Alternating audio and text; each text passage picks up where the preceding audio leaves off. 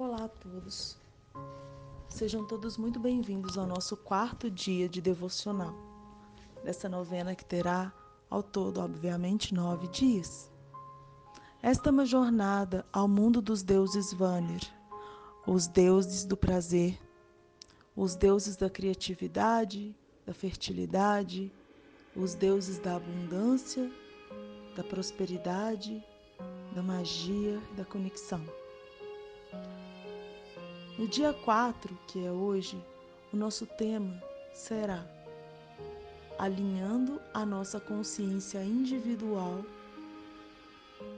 à nossa realidade de desejo a ser criada. Parece muito estranho e parece extenso esse tema, mas para poder explicar um pouco sobre ele, vamos falar primeiro sobre a divisão do nosso eu dentro da nossa reconstrução religiosa. Quando na Eda poética, Odin, Vili, Vê cria um homem, é dito que eles não tinham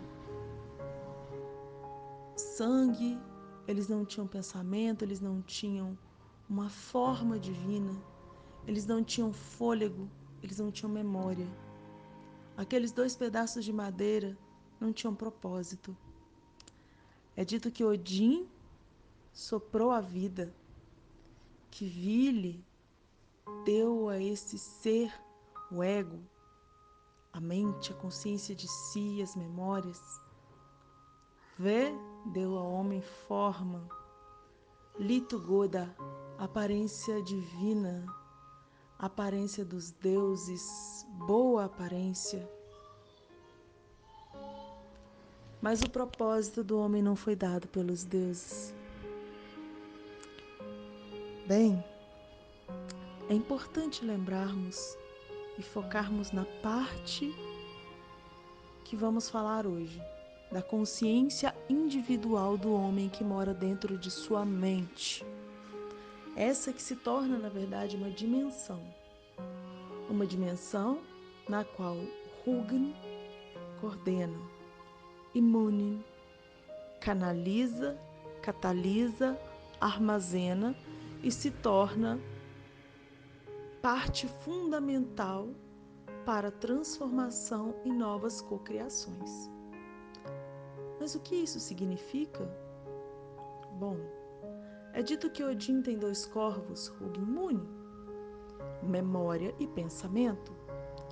Hugin é a nossa mente, é a nossa capacidade de pensar, é a nossa capacidade de raciocinar, é a nossa inteligência, a nossa percepção, a nossa predisposição, a nossa capacidade de olhar, analisar, deduzir.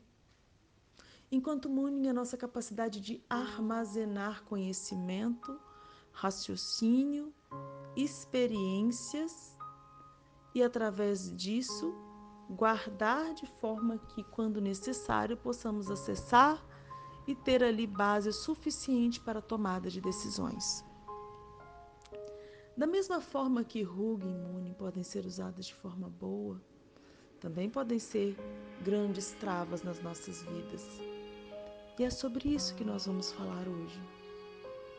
Se nós queremos criar uma realidade compatível com Vanaheim, é preciso pensar como um Vanir ou um habitante de Vanaheim.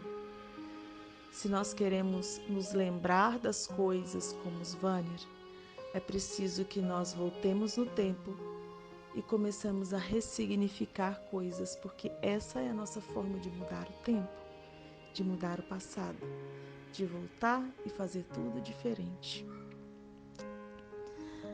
É dito no poema Skirnismol que Freyr ele vai até o trono de Odin, onde normalmente só Odin e Frigg podem se sentar. Ali ele se senta e ele vê todos os mundos. Ele vê todos os mundos e lá em Jotunheim ele vê Gerda. E ele se apaixona por ela e ele a deseja. A primeira concepção que Freud tem de sua vida feliz e abundante ao lado de Gerda não é estando com ela em seus braços, mas é a partir do momento que ele toma consciência de que ela existe, ele começa a co-criar a possibilidade de que ela viesse estar com ele e de que toda a realidade e felicidade que ele estava criando dentro de si pudesse florescer de fato a um nível diferente do nível do pensamento e se tornasse uma realidade para ele. Primeiro ele pensa no que ele quer, primeiro ele cria o que ele quer, ele visualiza, ele foca. E aí, no momento em que Freyr se apaixona por Gerda, ele tem dois caminhos a seguir. O caminho inicial, que é o da paralisação, que é o que ele segue. É dito no Skirnismal que Skadi, sua madrasta, pergunta a ele porque ele anda triste e ele estava doente de paixão. Ele estava cabisbaixo, ele estava parado pelos cantos. E a nossa primeira atitude diante de uma dificuldade, de uma necessidade ou de um desejo é a paralisação. Mas nós temos dois caminhos. Nós podemos parar, que é o caminho de Issa. A runa que sucede a runa da necessidade é a runa do inverno. E a partir daí sucedem-se 5 runas que representam um difícil caminho até a iluminação. Ou pode-se fazer o segundo caminho, o caminho que Freud escolheu. Ele escolheu o mais improvável dos caminhos, o caminho do movimento, o caminho de correr, o caminho de não permitir que a necessidade, que o desejo profundo que ele sentia e que a impossibilidade daquilo se tornar realidade, visto que ele não tinha nada que pudesse oferecer a Gerda diante de tudo que ela tinha. Pense que Freud, ele não era qualquer Deus. Ele era o Senhor de Vanheimr. Alfheimr, o mundo dos elfos, foi dado a ele como presente de Dente. Então ele era senhor de 2 mundos. E o segundo castelo maior e mais honroso de Ausgardr pertencia a Freud. O primeiro era de Odin, o segundo de Freud. Ele era uma divindade ligada exclusivamente ao governo, um príncipe que poderia ter qualquer mulher ou deus aos seus pés. Mas ele se encantou por Gerda, que era uma giganta, que também tinha seu reino, que não dependia de posses, que não dependia dele para defendê-la, que não dependia de absolutamente nada do que ele tinha. Se Gerda fosse se tornar sua mulher, ela iria se tornar a mulher de Freyr, exclusivamente por quem ele era e não pelo que ele tinha ou pelo que ele poderia fazer. Isso Skirnir não compreendia inicialmente. Mas Freyr compreendia. E ele não buscou o caminho da tristeza e da necessidade, fechando-se em Issa, que é a paralisação, na morte dos sonhos, no enterrar dos seus planos. Não, pelo contrário. Freud, ele cocria em sua mente, ele puxa e mantém a memória de Gerda, então ele trabalha o seu Hugin e seu Moon. E quando Skirnir lhe oferece a possibilidade, ele aceita a possibilidade de Skirnir ir até Jotunheim. É o movimento, é a coragem. Ele escolhe o caminho da iluminação, que é o caminho de Soglo, e ele aceita essa coragem de Tiwar, a coragem de ir para a batalha, a fagulha do fazer, a fagulha que vai dar início à combustão de todas as coisas que se sucedem. E nesse momento, ele toma a atitude de permitir que Skirnir vá até lá. Skirnir então começa quando ele chega a Jotunheim, ele começa a mostrar a Gerda os benefícios de se estar com Freyr, mas nada enchia os olhos dela, porque ela não precisava de nada. Ela já tinha saído de Naldir há muito tempo. ela já estava no mesmo nível que Freire de iluminação. Ela já estava em sóilo porque ela não tinha necessidades, ela não tinha medo nenhuma. Skirner atenta em todas as necessidades que uma pessoa tem, nas finanças, na culpa, no medo, em todas as mais baixas vibrações.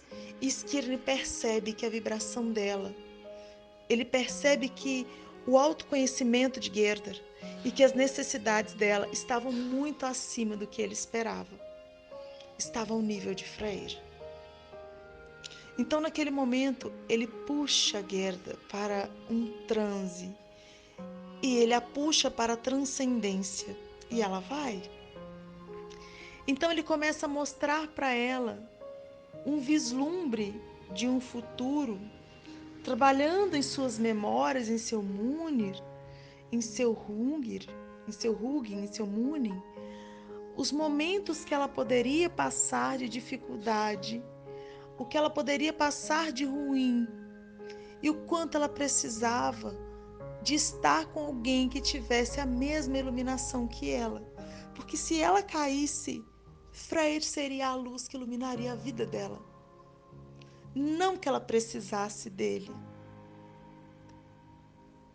mas que ela tivesse dentro de si um desejo genuíno de não perder a iluminação que ela tinha. Ela já era brilhante, ela já tinha alcançado isso. E então, toda a cocriação que Freire tinha de estar ao lado de alguém que era tão grandioso quanto ele e que ia acompanhá-lo nessa jornada de governo, ele tem aí essa resposta positiva dela. Todas as maldições e coisas ruins que se podia temer, Skirner mostra a ela. E ela não vai pelo medo, ela não vai pelo interesse, ela vai porque ela percebe que a única forma de se manter iluminada é tendo com ela ao seu lado alguém que estava na mesma vibe e no mesmo nível de evolução e de iluminação que ela. Essa é a importância de nós criarmos em nossa mente e em nossa consciência um ambiente ótimo e perfeito para a conquista daquilo que nós queremos criar em nossa vida. Eu não estou falando aqui de lei da atração, de só passa dificuldade quem quer. Não. Eu estou falando que a nossa mente precisa acreditar naquilo que nós criamos, que as nossas memórias precisam trazer a parte boa das coisas, o sentimento e a sensação positiva das coisas, que nós precisamos voltar em momentos de dificuldade, em momentos de necessidade da nossa vida e perceber que não são os mesmos momentos que nós estamos passando, mas que esses são novos momentos, com novas trajetórias. Você não está começando do zero, você está começando com experiência. E é essa experiência que está na sua memória que precisa ser ativada. Então hoje, a nossa tarefa é escrever 5 momentos da sua vida que você já viveu e reviveu. E que você sabe que possivelmente você vai viver de novo, mas que dessa vez não vai ser difícil.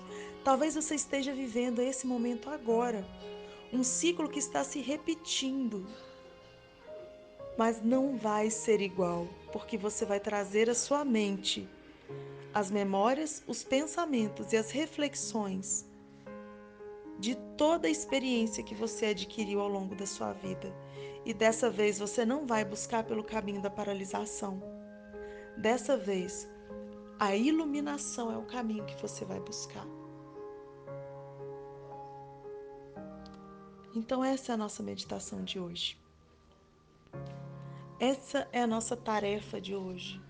Buscar 5 momentos e reescrevê-los, mudando o passado e fazendo diferente olhando de um ponto de vista diferente para esse passado.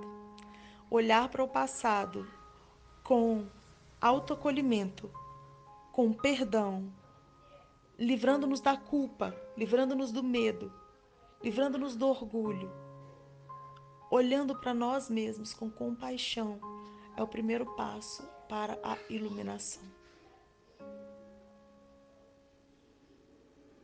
Sigam agora as palavras meditativas de hoje.